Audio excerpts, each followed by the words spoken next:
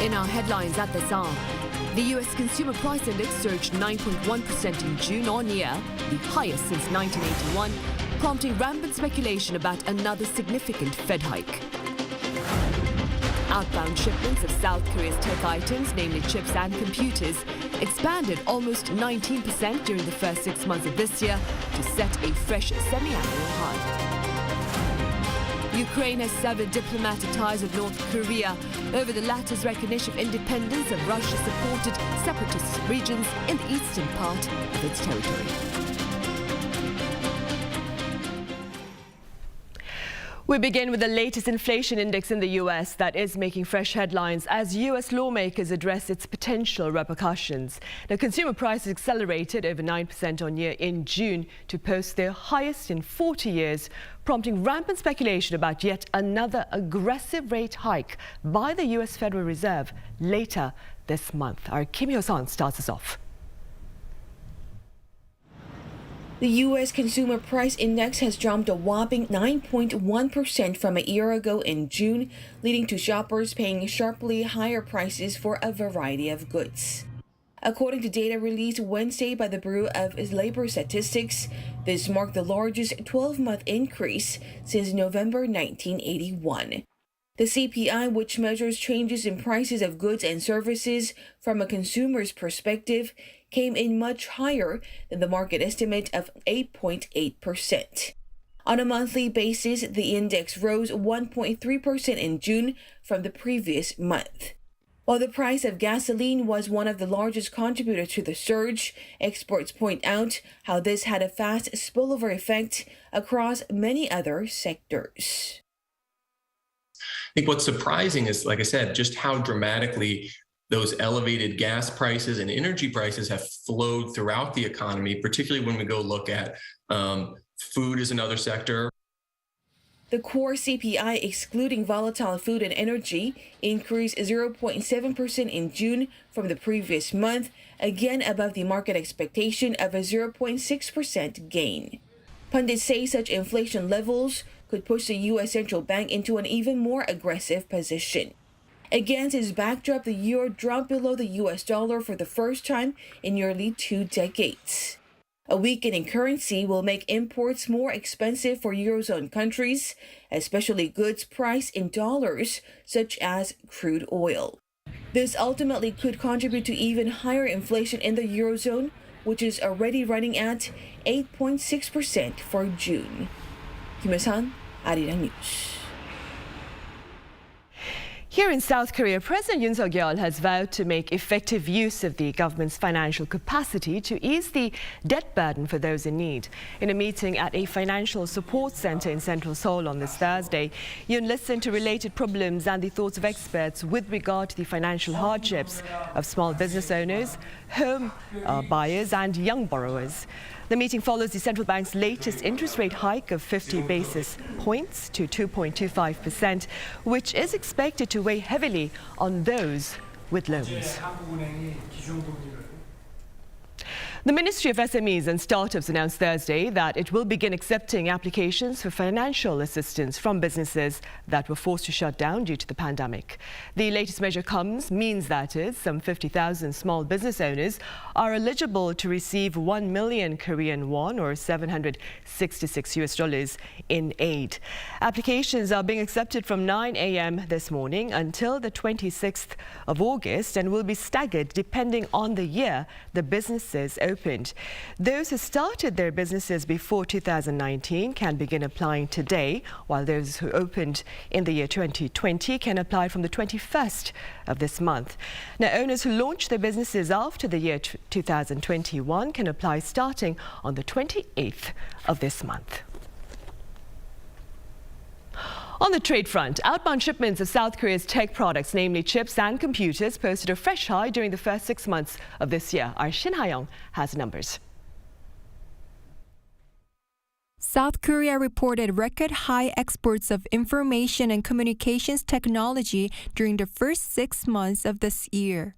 According to the Ministry of Trade, Industry and Energy on Wednesday, the country's ICT exports jumped about 19% on year to around $123 billion. This is the highest figure for the first half of any year since 1996. South Korea has recorded the most ICT exports ever for the month of June, hitting $20.7 billion, up 7.3% from the year before. The record figures posted for June and the first half of the year were mainly driven by key export items. Among them, exports of semiconductors rose about 21%, while computers and related equipment jumped by almost 39% on year. The Trade Ministry says this was mainly due to the growing demand for ICT devices as the global digital switchover accelerates. The country's strong position in the supply of chips also contributed to export growth. Meanwhile, ICT exports to all 5 major trade partners, including the US, China, and the European Union, have all seen increases of between 10 and 24% from the previous year. Even though exports to China dropped in June due to lockdowns in the country, South Korea saw an on-year increase of almost 12% for the first half of this year. 신하영, Arirang News. Meanwhile, the southern resort island of Jeju is hosting a forum that has industry insiders, academic experts and government officials gathered together to address challenges to economic security. Our Arirang has the highlights. On Wednesday, over 600 government officials, business leaders and scholars descended on Korea's southern Jeju Island for the 45th Jeju Forum. Because of the pandemic, it's being held for the first time in 3 years. The theme of this year's forum is Insight and Healing from Jeju Island. At the opening ceremony, the chairman of the Korea Chamber of Commerce and Industry, Choi Tae-won, who is also the billionaire chairman of SK Group, urged business leaders to think flexibly. This year's Jeju Forum aims to provide participants an opportunity for a eureka moment that'll give rise to new thinking and flexibility. As the first speaker, Finance Minister Chu Kyung-ho elaborated on the Yoon administration's measures to ramp up economic growth amid global supply chain issues and high inflation. The government should interfere less with the market and instead encourage companies to work hard, let them pay taxes, and increase the employment rate. So the administration aims to boost private-led growth. The economic crisis is likely to last for a long time, but I promise that the government will help companies get through it. Insightful advice on geopolitical and economic risks was given by overseas experts too. Adam Tooze, a professor at Columbia University, said post-war liberal order is being challenged by global economic risks, China's dramatic growth, and the climate crisis. He also said it's important to build cooperation between Korea and the EU in a new paradigm where the US and China are competing to dominate the global supply chain. After 3 years of the pandemic, KCCI wants to prepare a red carpet for this year's forum participants. The 3-day event will run through Friday, providing lectures and activities on a wide range of topics, including global economic uncertainties, the new government's financial policies, and the future of digital human technology. 이래현, Arirang News, Jeju. On the local pandemic front, health authorities have announced more than 39,000 new COVID-19 infections on this Thursday. Now, the tally is roughly 1,000 cases fewer compared to the day prior, but it's twice as high as it was a week ago and 4 times what it was 2 weeks ago. The trend is thus fueling fears about the so-called doubling effect. Meanwhile, despite the dramatic rebound in daily caseloads, the number of critical cases rose by 2, taking the total to 69. Also, 16 people lost their lives, half of whom were over 80 years old. We end part 1 of our program here and return with part 2 in a few minutes. Stay with us.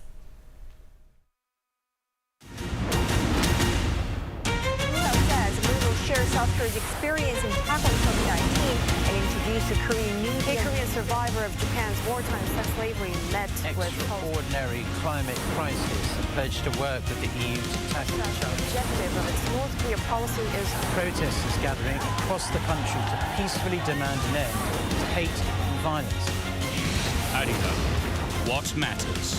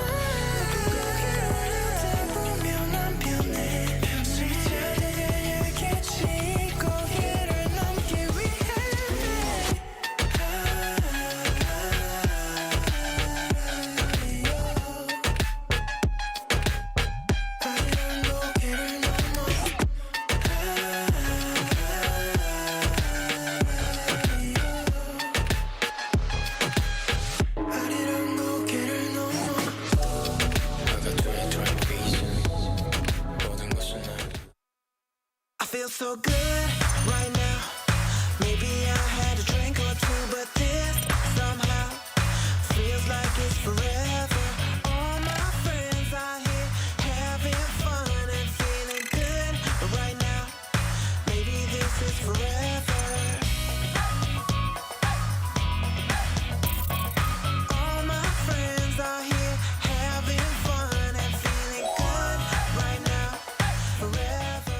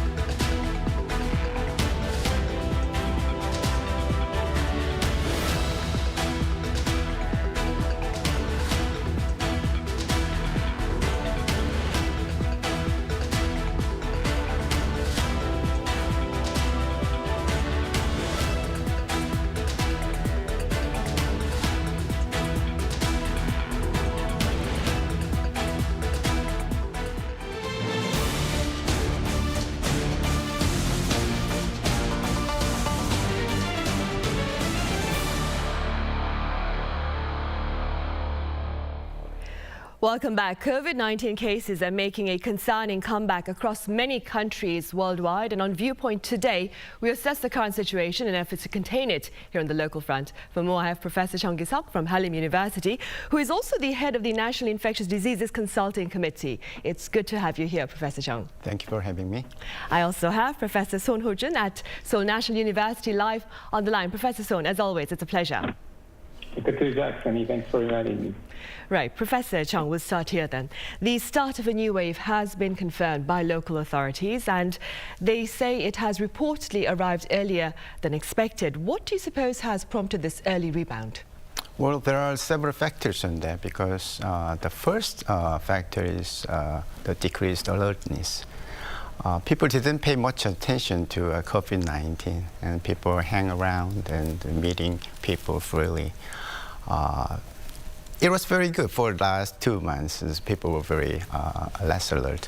But the second thing is because of BA.5. It's a subvariant of Omicron, but it acts quite differently. It has a different antigenicity, and it evades all the immunity people have made in their own body, either by infection or a vaccine. And the third one, the immunity wanes, because many people got a third shot and waiting for a fourth shot. But after 4 months of a third shot, we need a fourth shot. During that time, the immunity wanes and people get infected easily. And even the people who got infected with Omicron, they are having a decreased immunity, decreased level of antibody these days. That's another factor of current infection. Right, I see. And against that backdrop, Professor Son, what do the current tallies on critical cases and fatality rates tell you about the severity of this latest surge here in the country? Yeah, no, thanks for this question. So we know for sure, I think, from other countries as well, that compared to the earlier waves, the hospitalization, death rates, all remain below the previous peak. So And then we're anticipating, as we anticipate another potential wave due to BA5 and BA2.75, we also can ascertain the severity of the situation that we could face here in Korea from other countries' experiences. But all these other countries have shown that the severity definitely has come down a bit compared to the earlier variants. And like Professor Jung has said, in Korea we've vaccinated a lot of people, and we've done really well in terms of protecting our most risk populations, and so that we have a good number of people who are immune protected. Of course, the new variants have a tendency to escape these immune systems, but we can anticipate from studies as well that the people with intact immune systems who are healthy and those who are vaccinated, and also we've had a lot of people who've been previously exposed to COVID during the first Omicron wave, we can expect that these people will have less severe disease if there's a subsequent infection. So, but we have to be really watchful and be careful about the high transmissibility that the new variants carry and how these evolve. So I think we can't really let the guard down because of the fact that the severity of the disease has waned a little bit down. Right, and perhaps as part of such prevention efforts then, Professor Jung, the recommendation for second boosters has been expanded to all those in their 50s and above, and all those who are 18 and above with underlying health conditions. Could you tell us a bit more about this decision? Well, the first indication was 60 and above, and with all with the underlying diseases, who has organ failure or immune compromised states and etc. And government yesterday announced that it will expand the age range from 60 to 50. So about 8 million people who are in their age of 50s need to have a fourth shot or a second booster. Because in the 50s, the study says that the mortality is 10 times higher if you are not vaccinated. That means no vaccination at all in those people.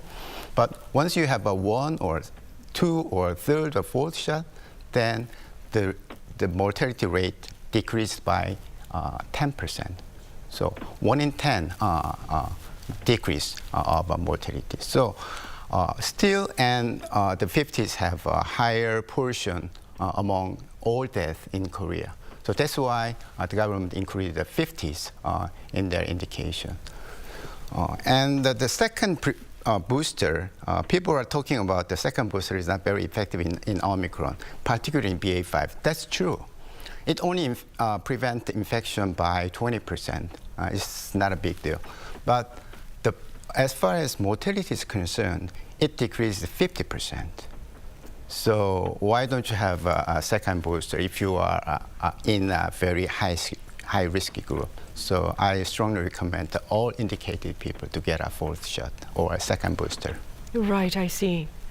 Professor Soon, as you mentioned, the World Health Organization has also spoken about the finding of a new variant, the BA2.75 over in India. What can you tell us about this particular strain, and how worried should we be? So on the last part, worried part, I think we should always be concerned and be watchful and worried about new variants. I don't think we should be afraid of these new variants, because we know that these viruses, this is a natural tendency that they are bound to survive through various challenges through evolution. So we should be worried, be watchful, but shouldn't be afraid of facing this new variant. But just to say that BA2.75 I found in India, and it does have potential to cause a wave like BA5. There's going to be a mix of those. It's been found in other countries like Australia, New Zealand, the UK, and Germany. It's likely to be found in elsewhere as the global community moves with the lesser restrictions. One of the things that concerns about this variant is that it carries 8 additional mutations on the spike protein, and particularly the concerning mutation is on the G446S this is particularly the site that's potent for antibody escape.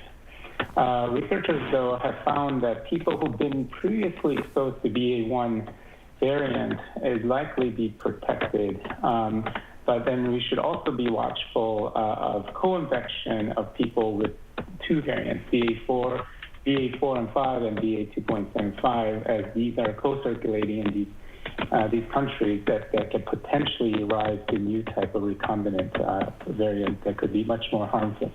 But again, I think we have tools, we have information. The general trend is favorable, so that we should be worried, but again, not be fearful about this.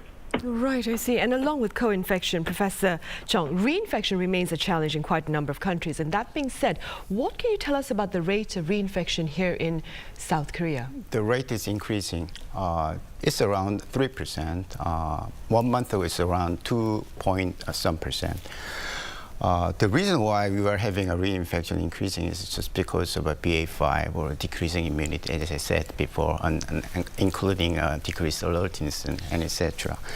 So we definitely need a new kind of a vaccine, which is called a bivalent vaccine.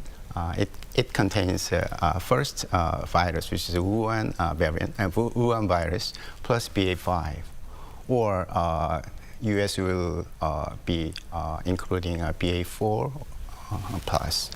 So until we get a new kind of a vaccine, it is inevitable to get a reinfection. So I would recommend everybody to get a fourth shot and to be more alert than before we have a new kind of a vaccine. Maybe as early as early October, or maybe by the end of this year, we're going to have a new vaccine to prevent the BA5. I see. Professor Jung, is it true that there are people here in the country who have been infected with COVID-19 3 times? Well, yes. The number is around 100. It's a very trivial number, but because of those people exist 3 times or even 4 times later, so we need another kind of a prevention. That is a new kind of antibody. So it's called, its brand name is EvoShield. The government is going to import that one maybe next month. And that kind of antibody, even though it's an antibody, you have an injection, and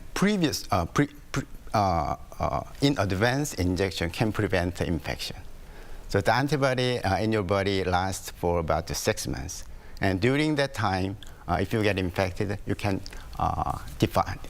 defeat the virus. Those people are very limited. People who cannot make any antibody with repetitive vaccination, and who are very weak, and who have a very serious adverse event with the previous vaccination. So maybe those people will get a very high benefit from those kind of very specific antibody treatment, even though it is very expensive. Right, I see. Meanwhile, Professor Son, speaking within your capacity as a health expert yourself, what are your thoughts on the readoption of COVID-19 prevention measures to curb community transmissions? Yeah, so I think we should first define what do we exactly mean by prevention measures. If it's a non-pharmaceutical intervention such as social distancing, I think there's going to be a lot of challenges, right? It's going to be extremely difficult, especially implementing much more stronger intervention measures after having relaxed this. People usually behave after relaxation of much stringent restrictions, people have tendency to refute that. So, and also considering the nature of the virus that we're seeing right now and how it's fast spreading, we tried a lot to prevent through very active social distancing measures and whatnot to prevent the waves for Omicron. But we've seen countries like us, Taiwan, New Zealand, all have experienced the Omicron wave. So I think it's going to be very difficult in two ways. One is because we have already relaxed it, and then to re-implement it is going to be difficult logistically. And then to see the same or a similar type of effect from the earlier period of the pandemic through the same social distancing measure we're likely going to have to close the doors and everything. But we've also seen China that's doing that, but that's really realistically difficult. On those two fronts, I think social distancing measures, reintroducing stronger measures is going to be very challenging and may not be so idealistic at this time. What we should remind ourselves is that compared to earlier part of the pandemic, we are fighting very difficult virus. The virus is evolving, but we also are gaining information very fast about these variants, and we are finding solutions. We also have a lot of different tools, treatments, and also we have to encourage and be encouraged that our Korean people, we've been wearing masks, and we've been very adherent to wearing masks and protecting ourselves and others, even after masking guidelines were relaxed. So I think there are a lot of other ways that we can protect ourselves and be protective of oneself and of one another. So I don't think there's a need or necessity to readopt much stronger social distancing measure as one of the preventive measures. We have other tools to cope with this anticipated wave. Right. Professor Jung, as Professor Son has said, the people here in the country, the public, they've been very good with wearing their face masks indoors, of course, and also some of them outdoors, quite a number of them. That being said, what more perhaps can be done to further perhaps boost public vigilance against the pandemic as we continue to fight? Yeah, people have been very compliant to government policy like wearing masks. Even that they eased the outdoor masks, 70% of people are wearing masks outdoors. This is very, very nice people. But there is a saying that it's not over until it's over. And the director of WHO said that no one is safe until everyone is safe. So we have to keep our vigilance until maybe next spring. Because the reason why I say the next spring is if we overcome this winter and probably a big surge, then we can be establishing a treatment system, and we'll get a more effective vaccine. And so by that time, we can be really be free without any mask indoors. But until that time, the mortality is very high, 2 times higher than influenza. The morbidity is not less than influenza. It's very sorry. I myself suffered COVID-19, and because of swelling of throat, I had to wake up during night. It's a very big agony. It was big agony, and it is still very highly contagious. The reproduction number is the highest ever. People say that measles is the highest one. The RO, reproduction number, is around 15. But some studies say that BA5 the RO is 18.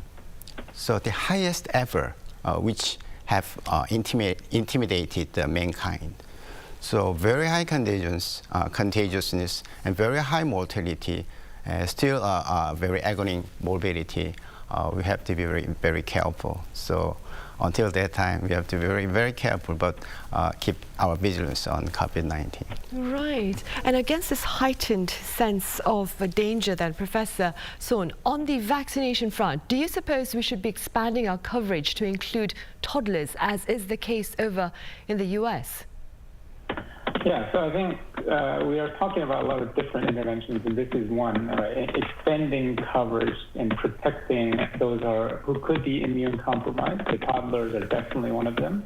In the U.S., they've been actively recommending. So what I'm saying is that we've had with the adults and during the social distancing period, that we mandated the vaccine to access public spaces and whatnot. I don't think we should be mandating the vaccine, but recommending with good supportive evidence that we should have Korean-specific evidence on vaccinating children and toddlers. I think the 5-year-old onwards, we are recommending already. And there are specific vaccines that are available now that's a lower dosage specifically catered to younger adults. But for toddlers, I think we also should be vaccinating them, but again, not mandating, but recommending strongly because they are, in some ways, immune compromised. So we have duty to protect them. One thing that concerns me a little bit is that there's already a lot of vaccine hesitancy. People are getting tired of second dosage, third dosage, fourth dosage, and so on. But if you think the context a little bit differently, and we are anticipating the pandemic to become an endemic, right? There's no such thing as now that we will eradicate this disease, but we are coping with the disease. And we know the flu changes yearly, and we have to get flu vaccines. We are not mandating, but for the sake of protecting one another as well as ourselves. I think we should have a different strategy to encourage vaccination rates to make sure that people are protected in differential ways than just trying to say this is the right thing, this is the other thing to do. So that's kind of one thing I think we should be approaching. We should differentially strategize for the longer term perspective of the COVID-19 situation. Right, of course. Professor Jung, I am aware that health authorities here are collecting data on long COVID. What has been the progress on that front? And do you suffer from long COVID? No. Fortunately, that's good to know. I suffered a lot during a COVID period, but after that, I do not feel any kind of long COVID symptoms. I'm lucky. I called this morning to NIH, KNIH, National Institute of Health. What's the progress of long COVID study? Unfortunately, they have a budget, but they didn't start it yet. They are recruiting a study group. So there are many hospitals, academic societies, and even the local clinics could be participating in the study.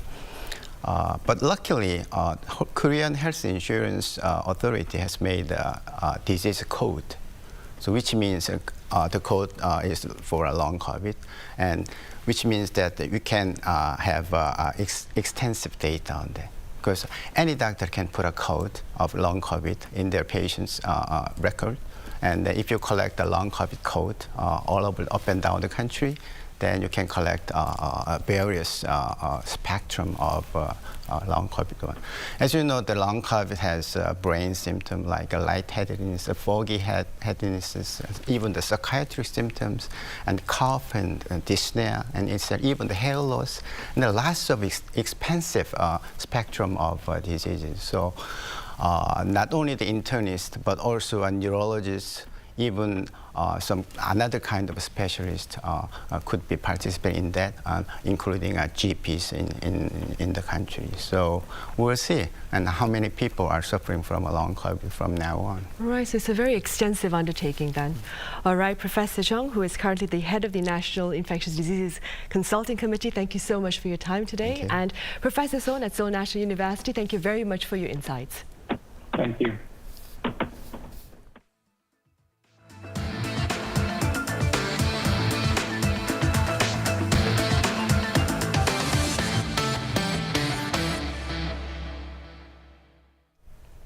Ukraine has severed diplomatic ties with North Korea. The move comes in response to Pyongyang's formal acknowledgement of Russia's support separatist regions in eastern Ukraine. Our Ising-jae has details. Any diplomatic relations between Ukraine and North Korea are no longer. Kyiv has announced it has severed ties with Pyongyang after the North said it recognizes the independence of two Russian-backed separatist regions of Donetsk and Luhansk in eastern Ukraine. In a statement on its website, the Ukrainian Foreign Ministry said the North's decision is considered as an attempt by Pyongyang to undermine the sovereignty and territorial integrity of Ukraine.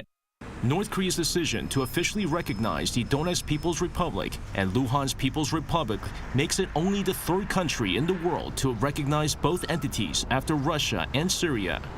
The Donetsk People's Republic's embassy in Moscow posted a photo on its Telegram channel of a ceremony in which North Korea's ambassador to Moscow, Shin Hong-chul, handed a certificate of recognition. The Donetsk People's Republic's leader praised Pyongyang's recognition, saying he hopes for fruitful cooperation and increased trade with North Korea. Meanwhile, North Korea's state-run Korean Central News Agency confirmed the official recognition in a report on Thursday. It said that the regime's top diplomat, Choi Sun-hee, had sent letters to her counterparts in the two Russian-backed separatist regions, expressing Pyongyang's will to expand relations. North Korea's ambassador to the United Nations, Kim Sung, also confirmed that the North is ready to fully support Russia's position on the Donetsk and Luhansk regions.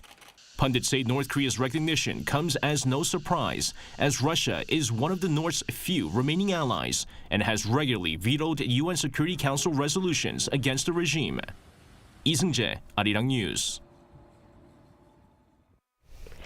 In other news, the recent release of photographs depicting the deportation of two North Koreans who had sought refuge here in South Korea back in the year 2019 following their confession to murder is triggering fresh controversy. Our Kim Bo-kyung explains. After South Korea's Unification Ministry on Tuesday released photos of the 2019 deportation of two North Korean fishermen, the incident became even more controversial. In early November 2019, two fishermen were captured near the eastern inter-Korean maritime border and later confessed to killing 16 members of their own crew. South Korea sent them back to the north, saying their will to defect was not sincere and that they were felons. Yet the pictures showed how they were unwilling to cross the military demarcation line inside the truce village of Hwamunseok while being handed over to North Korean authorities, fearful of what might happen to them. Regarding the photos, the presidential office on Wednesday slammed the previous administration's move to deport them, saying it is an anti-humanitarian crime. If they were forcibly sent to the north, even though they showed their intention to defect, this would be an anti-humanitarian crime and a crime against humanity that violates both international law and the Constitution. The Yoon government will fully determine the truth to restore the universal values of freedom and human rights.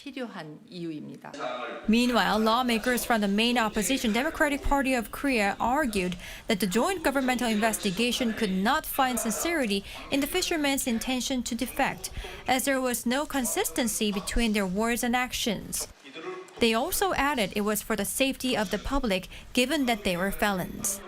At the time, the Moon-jae administration considered people's safety as the utmost priority, and to prevent our people being exposed to a possible threat, it decided to deport them. With the presidential office officially calling the decision anti-humanitarian and the Democratic Party refuting such claims, the controversy over the issue is now more aggravated than ever. Some experts say now eyes will be on whether a legitimate process was taken after the fishermen had shown their will to defect. Kim Bo-kyung, Arirang News. Well, against that backdrop, the Yoon administration is seeking a fresh North Korea strategy. And in line with this initiative, a number of political heavyweights gathered at a forum here to address related matters. Here's our Unification Ministry correspondent, Han Sung-woo. How must South Korea reset its North Korea policy? That is the question the Korean Peninsula Future Forum put to distinguished panelists at its fourth open debate in Seoul on Wednesday. And the word change was a recurring theme. Now is the time to search for a way to change Kim Jong-un's oppressive regime, to stand by the suppressed North Korean people and to ease their pain, even if it's just a little. Host and former second Vice Foreign Minister An Chong-gi opened by stressing that times have changed and that North Korea has effectively become a nuclear power.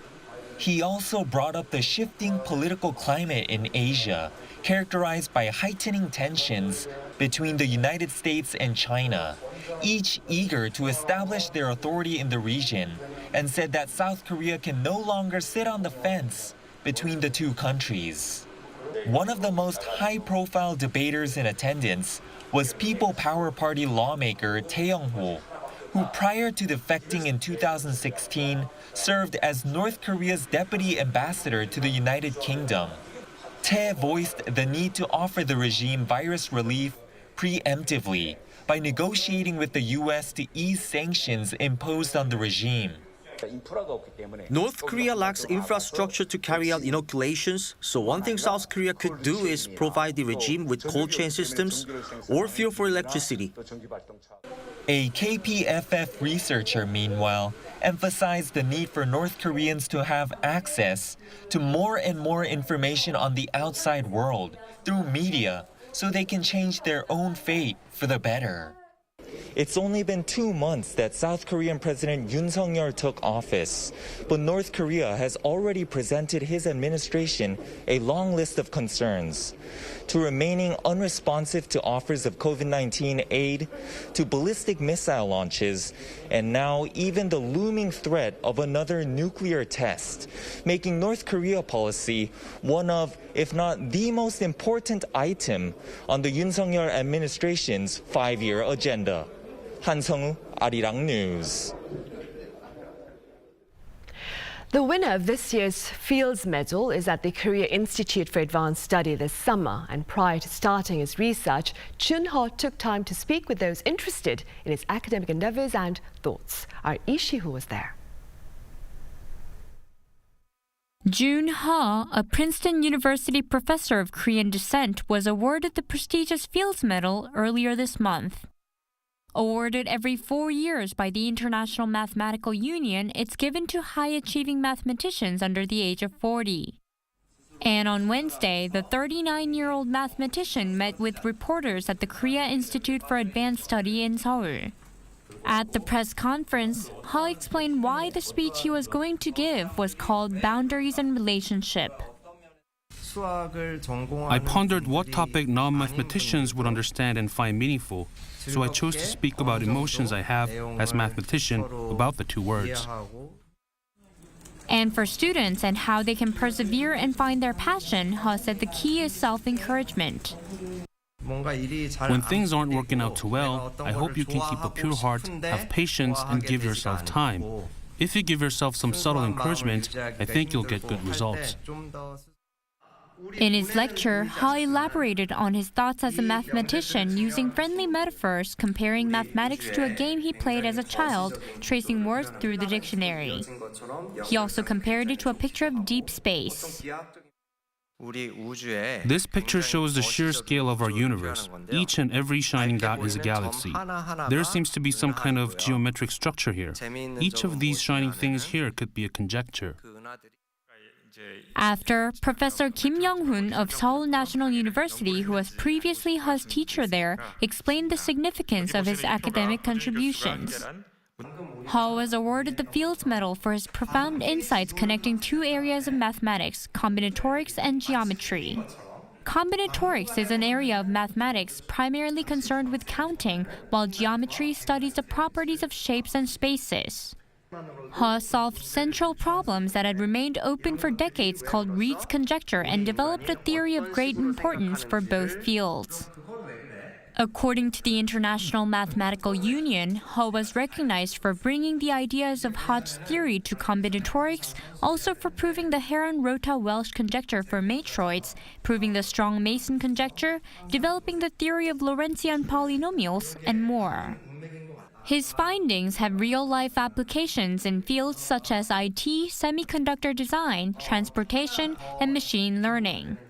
Ho will go on a family trip next week before beginning his summer research at Korea Institute for Advanced Study. Lee Si-hoo, Arirang News.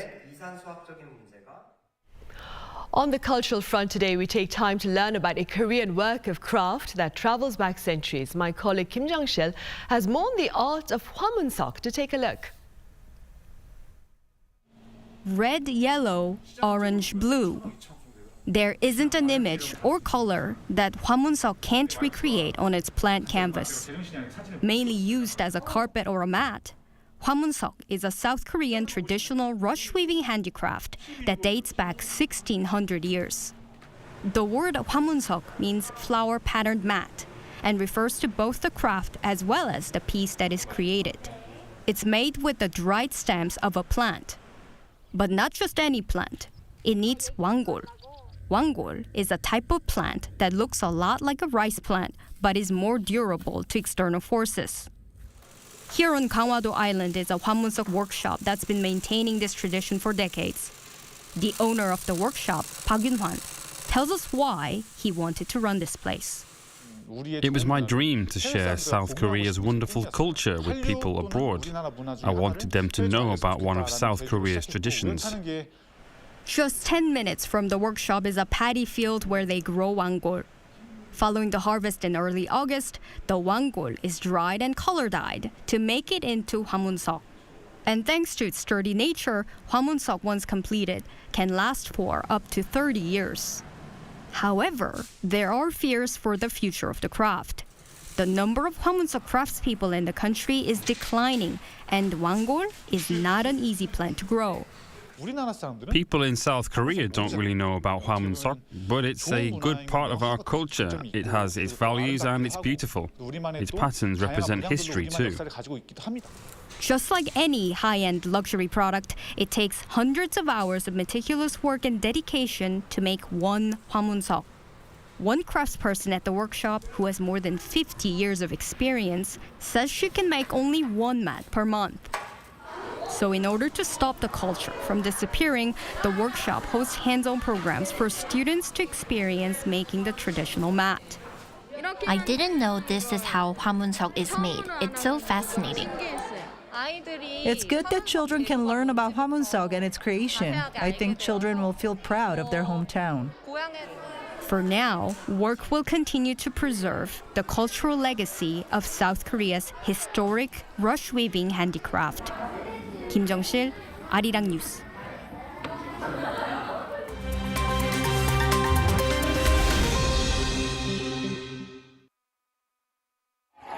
Let's take a look at what's going on in the world now. Sri Lanka has erupted into fresh protests after the president fled the country. The new protests were triggered by President Gotabaya Rajapaksa fleeing to the neighboring Maldives and appointing his Prime Minister Ranil Wickremesinghe as acting president. The protests come as the president still has not stepped down after promising to do so by Wednesday. His acting president has imposed a military curfew until 5 a.m. on Thursday. Protesters have broken into the Prime Minister's office for the second time in a week, and other demonstrations have erupted outside Parliament. According to hospital records, at least 75 people have been injured across the two protests. This follows weeks of unrest as many blame the Rajapaksa administration for Sri Lanka's economic crisis. 4 former executives have been ordered to pay billions of dollars in compensation to shareholders over the 2011 Fukushima nuclear power plant meltdown. A Tokyo court on Wednesday ordered the executives of Tokyo Electric Power Company to pay around $95 billion in damages. The district court found that TEPCO's countermeasures against tsunami dangers lacked safety and responsibility. The legal proceedings were started in 2012 by shareholders who said they suffered heavy losses from decommissioning the plant and compensating nearby residents following the meltdown caused when a tsunami hit the nuclear plant. Hungary has declared a state of emergency over worries that it could run out of oil and gas.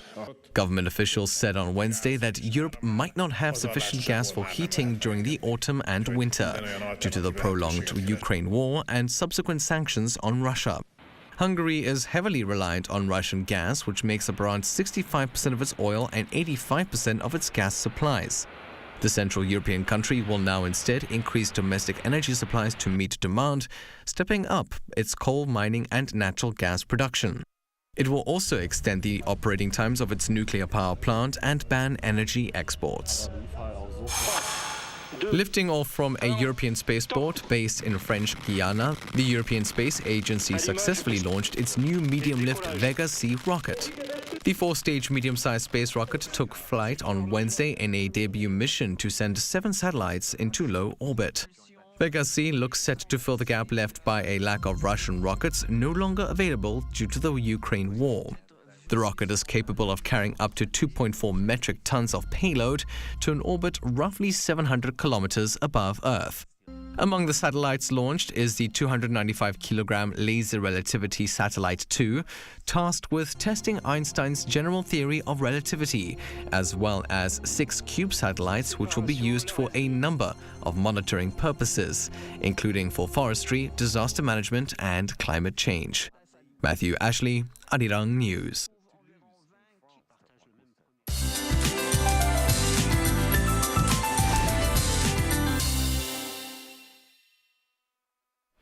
Good Thursday afternoon. Yesterday, heavy rain battered central regions, but now the sun is breaking through the clouds in Seoul, and we have more sweltering heat ahead of us, with Seoul reaching 32 degrees, that is 7 degrees higher than yesterday. And this morning, the rain was concentrated in southwestern regions, although it has tapered off now. And meanwhile, the rain will be on and off until tomorrow night on Jeju Island, so please watch out for flood-prone areas. And then some inland regions are predicted to have scattered showers of up to 20 millimeters later today. And many southern regions are under heat alerts, including Chungcheongnam-do province. And as you can see, it's very hot and muggy out there. So take every step necessary to keep yourself cool and hydrated. Well, it's going to be sizzling hot, hovering around 30 degrees for the time being, with frequent showers in some inland regions. So always bring your umbrella just in case. Now let's take a look at the worldwide weather conditions.